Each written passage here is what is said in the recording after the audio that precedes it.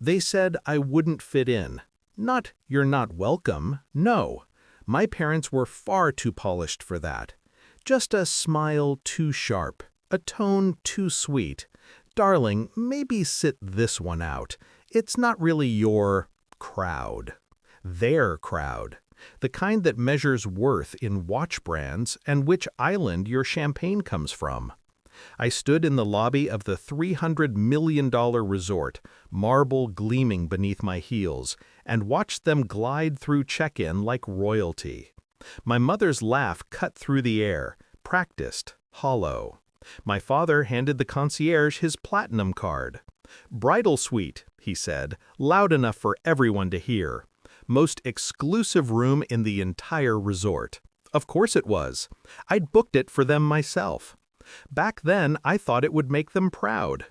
When I was younger, I thought love was about proving yourself, getting good grades, landing the right job, dressing the way they wanted. But no matter what I achieved, my parents always found a way to make me feel out of place. When I brought Daniel home, quiet, brilliant, unassuming, my mother smiled that brittle smile again. "He's sweet," she said, "but he's not our kind." I married him anyway, against their advice, against their disapproval. And for a while, I thought I'd won, until I didn't. The first clue was a hotel receipt, found in the laundry, his jacket pocket, a name scrawled in the notes section, Catherine, my mother's assistant. Then came the phone calls, the late meetings, the hesitation in his eyes when I asked about them. At first, I told myself I was imagining things. I'd been trained to doubt my instincts. My mother called it emotional impulsiveness. But one night I followed him. I watched him walk through the lobby of that same resort, watched my mother greet him at the bar, watched her hand slide over his. There it was, not just betrayal, but humiliation. From the two people who'd spent years teaching me how to keep my emotions hidden. So I hid mine and started planning. My mother had a weakness, appearances. My father's, control. Daniel's, greed.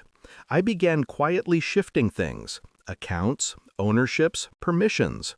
They'd all used my name to open certain doors, secure certain perks. I was the innocent daughter, the trusted wife, the non-threatening one. Perfect cover. For 3 months, I learned the architecture of their world. I studied reservation systems, bank records, trust funds. I didn't confront anyone. I smiled, nodded, sent flowers. They never suspected a thing.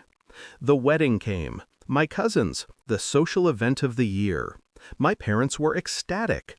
"It'll be at the new coastal resort," my mother gushed. "We're staying in the Grand Suite, of course. The management knows us personally." They didn't know her. They knew me. That morning, I arrived early.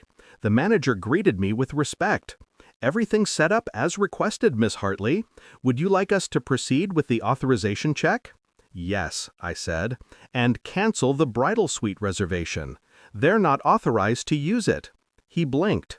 "You mean Mr. and Mrs. Hartley?" I smiled faintly. "Exactly." It took 5 minutes, 5 quiet, efficient minutes.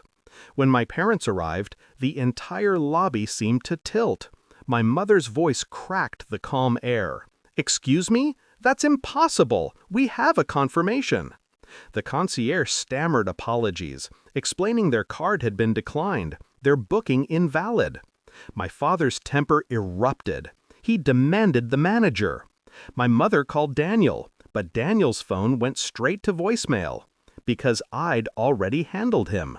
The company account he depended on? Frozen. The car lease? Terminated.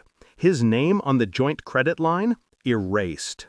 I walked past the chaos with a glass of champagne, unseen, untouched. From the top floor balcony, I watched them, red-faced, frantic, stripped of dignity, in the same lobby where they'd once bragged about fitting in. My phone buzzed, 38 missed calls, all from them. I let it ring.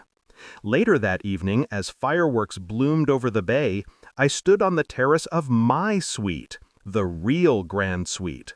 The manager had offered it to me personally. Complimentary, he said, for your loyalty. I could see my parents now, forced into a standard room, their pride deflating under fluorescent lights.